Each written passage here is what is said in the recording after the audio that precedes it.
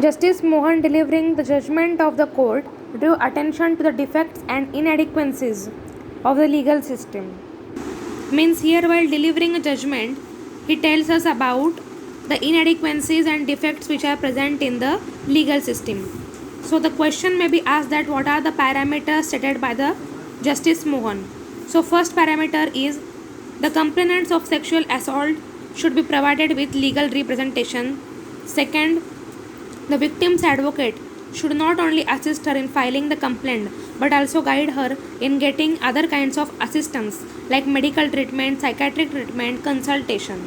Third, a legal assistance will have to be provided at the police station as well as in the view of distressed state of mind of the victim. Fourth, the police should be duty bound. The police should be duty bound to inform the victim of the right to get representation before asking her questions. Means her permission should be taken and then only the questions or history must be asked to her. Fifth, a list of advocates willingly to act in this case should be kept. And sixth, the criminal injuries compensation board should be set up.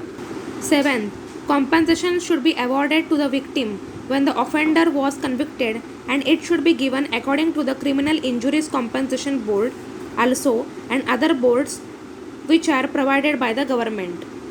The Mohan Justice also directed that the NCW National Commission of Women should frame a scheme for compensation to the victims within 6 months and submit it to the Union of India. Now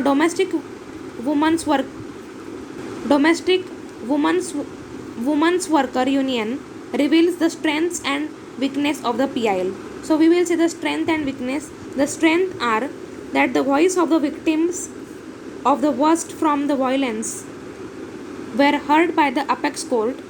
The victims were lacking education resources but now they are able to explain their difficulties. This is the strength of PIL. And weakness, the compensation which was supposed to be given to the woman was not given yet and it has been ignored. So here we have seen the main parameters which were stated by Justice Mohan.